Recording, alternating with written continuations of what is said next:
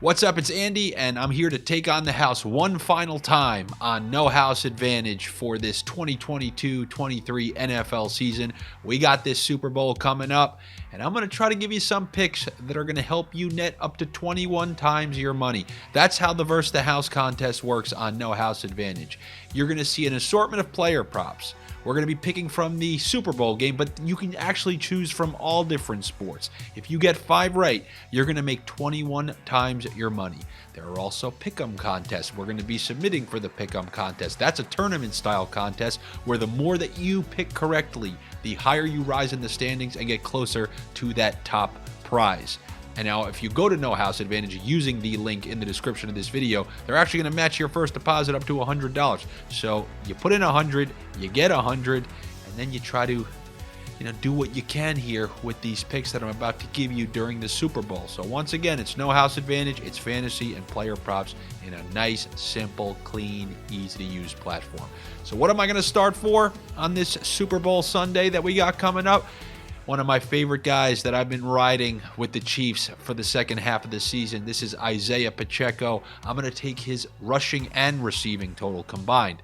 Why is that? Because we saw an increased use in the passing game during that game versus Cincinnati, and it makes sense. Tony Romo is even talking about it. Because Mahomes has to play more so from the pocket, they're going to use those backs a little bit more in the backfield. Now, obviously, everybody thinks of McKinnon in that capacity, and we'll get to him in a second.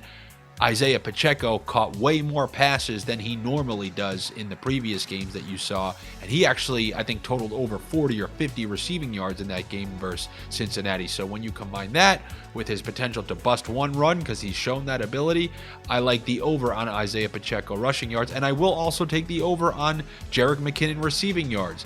Didn't get as much use in that last game, I think because Pacheco was really feeling it, but we've seen McKinnon's use in the passing game. Now when you have some of those wide receivers in flux, I mean, Mahomes has not even shown a good rapport with them regardless, but when you think about Mahomes being in the pocket, I know that ankle's going to be better than it was against Cincinnati, but I still don't think it's going to be 100%. That's supposed to be like a 4 to 6 week injury.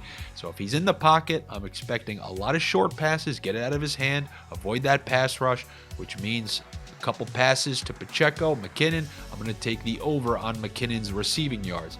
And to me, this is not going to be a Super Bowl unless Travis Kelce is heard from. We know about the Eagles and their all-time deficiencies with defending the tight end. And I'm going to try, I don't care if they can defend the tight end or can't defend the tight end. I don't care which team is playing in this game. If the Chiefs are going to win, Travis Kelce has to have himself a game. It's not like there's any Tyreek Hill anymore, or some people are going to make something out of nowhere. Travis Kelce has to be involved and be a big factor in this game if they're going to win. So I have to take the over on his receiving yards. You got to imagine during the Super Bowl, they will find a way, regardless of how they have to do it, to get him involved with this game. So I'm going to take the over on Travis Kelce receiving yards. And then lastly, it's pretty amazing that the Eagles have come this whole way without A.J. Brown having a single game. I refuse to believe that their number one receiver, who has shown so many dominant stretches throughout the course of the season, is going to go this whole playoffs relatively quiet. I'm going to take the over on A.J. Brown receiving yards. I just refuse to believe it's going to be 3 straight games where he's not a big factor in the outcome of the game. And I can understand if you want to go Devontae Smith, because he's been getting consistent targets in both of those previous games. But I'm going to stick with A.J. Brown for this one. And those are the picks that I'm going to give for you as we take on the house here. If you don't like my picks, you know the deal. You can get free optimal lineups from Stokastic. All you got to do is go to stokastic.com and you can check out the free optimal lineup pages for all No House Advantage contests, and you can check those out. They're great.